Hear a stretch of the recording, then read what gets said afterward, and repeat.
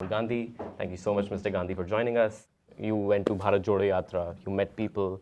It was a really time of reinvigoration of the Congress party, and also you got to learn so many things. So what did you learn, and how are you going to translate those insights? What I learned in the yatra was two, three different things. One, I realized that what is called the politician in the West and in India is basically dead, right? It's a category that has collapsed on itself.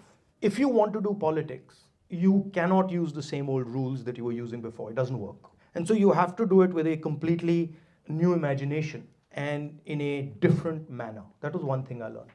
And the second thing I realized, which is connected to the first, is that huge part of why the politician is dead is because he's not listening anymore. Politician has gone into a zone where he just wants to please at all cost. What people actually want is not somebody who just listens to them. What they want is a conversation. What they want is sometimes for him to be challenged or her to be challenged, and sometimes for them to be challenged, right? And that conversation is gone. The dominant image of India in the past 10 years has been of economic development, somehow curiously with existing problems. So what do you think in the past 10 years, what has worked, what hasn't worked? Whenever you talk about economic development, right, you have to ask the question, in whose interest is that economic development taking place? Any economic system that grows, it never grows in the interest of everybody.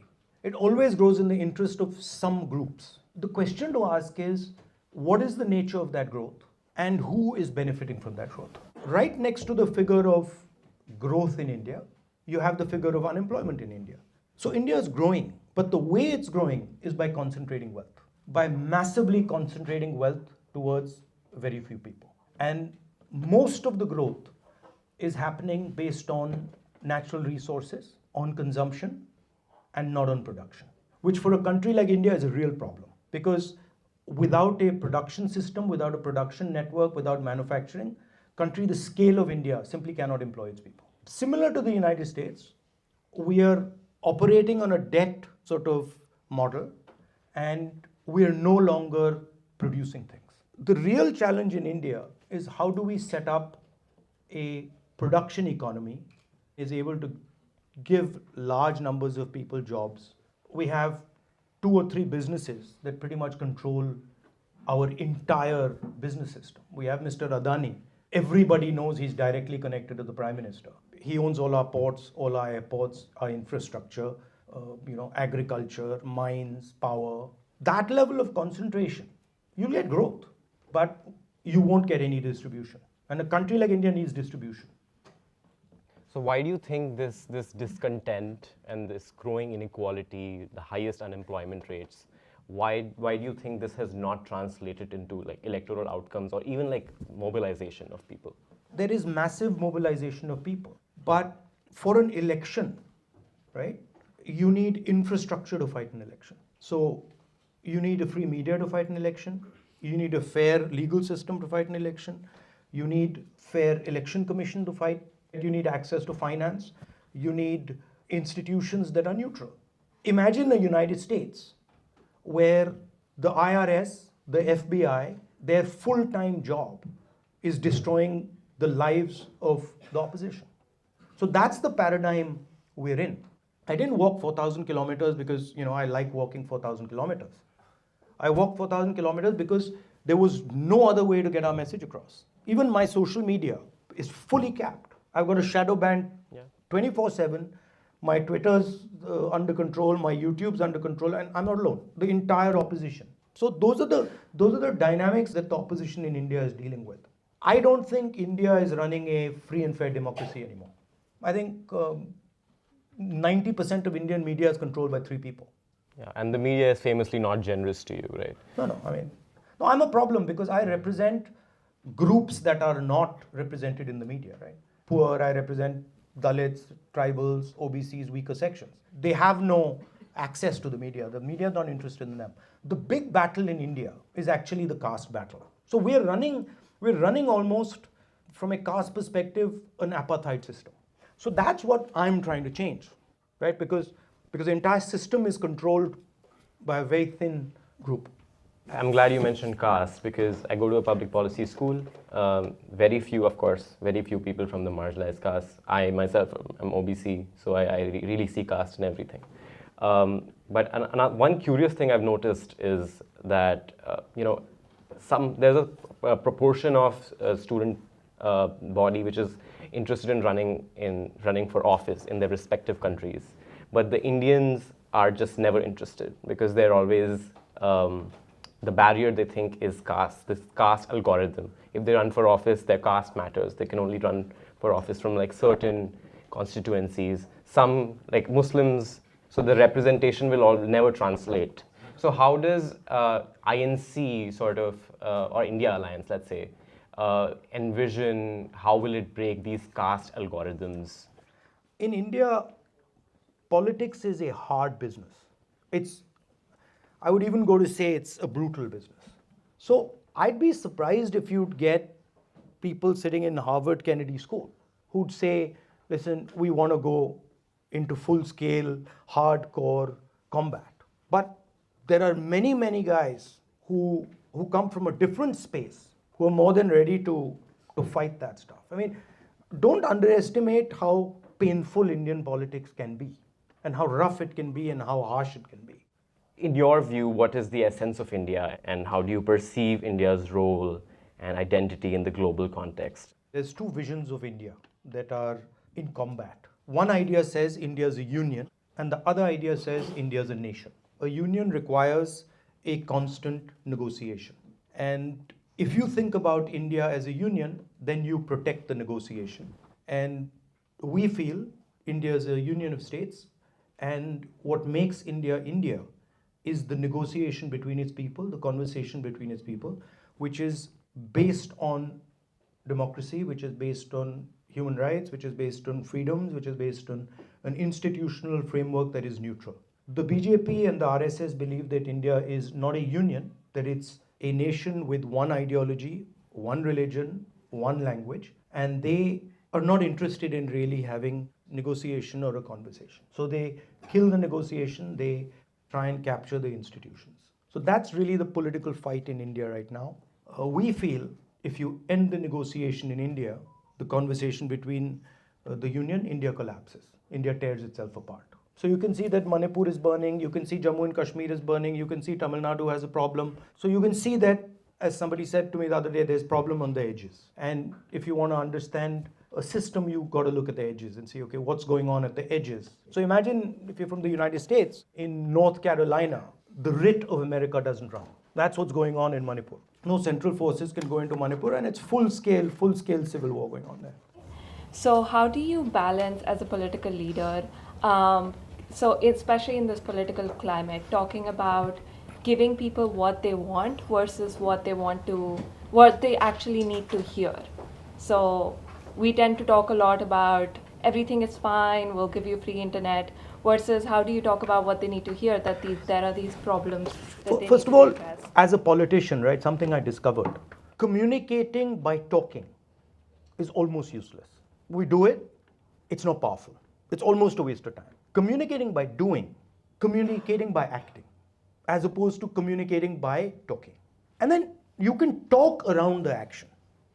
The Bharat Jodo idea, it's a very powerful communication. We walked 7 hours a day. We spoke half an hour a day. If you ask anybody what we said, people remember one or two things. But everybody knows that we walked 30 kilometers a day for 150 days.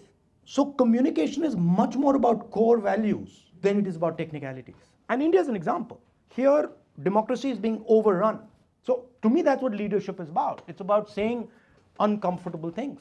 China is sitting in India today. 1,000 square kilometers of Indian territories in Chinese hands. Nobody in India is saying it. I'm saying it. The government's not saying it. The government's denying it. Right? Because they're scared to tell the people of India the reality. No Indian newspaper is saying it. No Indian politician is saying it. You guys aren't saying it. So there has to be a point where the politician says, okay, man, I'm going to tell you the truth. And I'm telling you the truth because if we don't face the truth, we are going to be outcompeted by these guys. Mr. Gandhi, one important question on which I'm very curious to know your views. Artificial intelligence is taking over I'm personally working on integrating political campaigns and artificial intelligence. Do you think that the time has come where you and your party should invest into artificial intelligence? The thing about AI, right, is AI operates on top of a network. Any AI is applied on a network. If you make the America, China, India comparison, Chinese AI will come out of the production system. American AI will come out from the act of consumption because you're not in the production system, right? So in my view, the type of network you're sitting on determines the efficiency of your AI. Now, what you're saying is interesting because our network is fundamentally different than the BJP network. AI applied on our network will operate completely differently than AI applied on any other network. Now, I find most of the time people say AI, but nobody says, okay, so what's the network you're applying it on? American is an ally, but even 10 years ago when India had different system and more democratic system, India kept working both with the Soviets or Russians at the time and America. Why would that change, or is it going to change under your government? A solid Russian-Chinese alliance is a real problem for the United States. We have traditionally had a relationship with Russia. Being an ally of the United States or a partner of the United States doesn't mean we don't talk to anyone else. We had a relationship with Iran, and it's a relationship that's thousands of years old. So there's no contradiction between having a relationship with Iran and Russia and being a partner of the United States. So this idea that, nation states are all in, it doesn't work like that. Big states like India, whether we like it or not, we have to have a relationship with China. We have to have a relationship with Russia. We have to have a relationship with the United States. Question is, what are we trying to do? Are we trying to promote democratic values? Are we protecting the idea of voice? What does our model look like? That's really the question. And you also got to realize the difference between power and force. The BJP thinks India's power comes from a centralized, unified vision. Actually, India's power comes from its diversity. Actually, India's power comes from the many languages, the many conversations, the many ideas, the flexibility that India brings to the table. These guys come to the United States, they almost adapt straight inside, So that's India's power. You also expressed, your interest in philosophy. Maybe in the Western cultures, right, the emphasis is on the individual, I need to know it all. So if you were to bring this to the Western societies, because we don't hear this from our politicians in the Western world, what tool do you recommend it? Do you know the two central philosophies in India? Well, the one would love to learn. The West, the Judeo-Christian one, is that you're born, you die. All of you think you die, right? Everybody thinks you die. And everybody thinks you were born, right? Well, in India, there are two philosophies. One that says that you never die, and the other that says you were never born. So the philosophy of Shiva says you were never born, you don't exist. And the philosophy of Vishnu says you never die. It doesn't look it, but all these people running around here, they're completely differently wired. If you ask them, for example, what happens after you die? I'm reborn. He's reborn, right? So he actually doesn't have a conception of death. And India's got some very interesting philosophical structures. To say that you don't exist is quite, to the Western mind, is crazy. But when you're talking, right, what I look for is energy.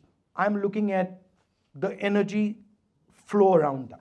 And I'm looking for indications of pain. And from that listening, then I can start to build a narrative. Like if for example, if Dalit people in India are basically told that they don't exist. So he is now completely isolated, right? And he's operating in that isolation. Now you imagine the pain coming. Every day he's being humiliated, and that has an effect on his structure. So listening is not opening your ears and saying, oh, what is he saying? Listening is looking carefully and feeling where is this blockage. And it's at one level, right? It's becoming the other person. It's basically destroying yourself and saying, okay, for the next 5 minutes, I don't exist. Okay, so it's making more sense now. And I think that the difference that I mentioned before, the Western, Eastern, even, like I said, makes even more sense. So And I think it's really interesting when you talk about ideas like force and power and deep listening and listening the way you've explained it. Is that something that you look at sort of also transferring into your cadres as well, and that is a way to sort of have the alternative of what we can look at in terms of Indian politics. Because what we see today is very different. In terms of we think of politics as very nasty, but if we start to think about it in this manner, can we possibly look at an alternative? And if that is the plan, then how do you plan to do it? From 2004 to last year, I've been in politics 20 years. But in my entire political life, I never used the word love. It was like, I was like, wait, that's strange. I'll say to my mother, I love you. I'll say to my friends, I love you. I use it quite liberally. But for the people I work, I don't use it. And it was shocking. It just suddenly struck me one day, I was like, why the hell is that happening? And then so I started to use this word in that walk, right? If I meet somebody, I say, I love you.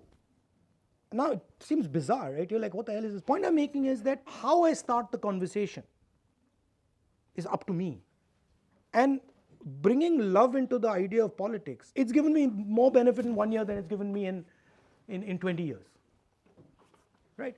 Now, taking some of these ideas to hardcore political fighters, it's not easy. What you can do is you can infuse it into the organization.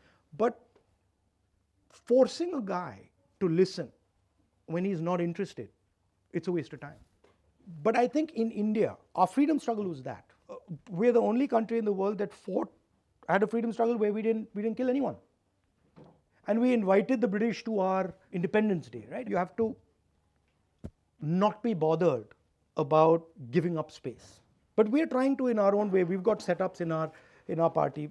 They're called the crazy guys. But we've got a setup in our party that does this. This difference between power and force is something that you guys should think about. You'll see Nelson Mandela defeating the apartheid state. You'll see Mahatma Gandhi. You'll see these guys. You'll see them in your businesses. You'll see them in your offices. Some guy over there doing something, and you're like, shit. No matter what happens, this guy's just going. It's not about talking to people. It's not about saying something about some policy or answering a question about AI. My power comes from listening. Right? My power comes from thinking deeply about what you're saying, about giving you a space to sit there and say, okay, go. Say whatever you want. I'm listening. Now, once I got that clear, then I refine it. And I say, okay, where was I wrong? Okay, eliminate that now. And then you refine it. It's always about connectivity. It's always about listening to the other person, connecting with the other person. It's always about being gentle with yourself, being kind to yourself. You guys are not kind to yourself. All Harvard guys. Seriously, I've been there. Brutal with yourselves. Every morning you get up and you're like, so that gentleness has to come. You got to be kind to yourself. You got to have a proper perspective of where you're sitting, how difficult what you're doing is. So that gentleness to yourself, gentleness to other people, that has to be there. I've really spoken a lot. Well, thank you for coming.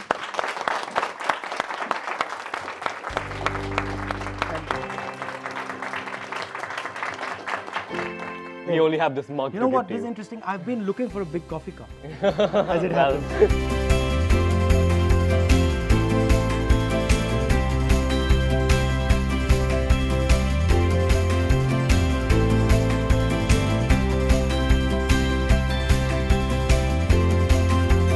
It gives me a dirty look when my face isn't, when I'm not smiling. It's like, smile.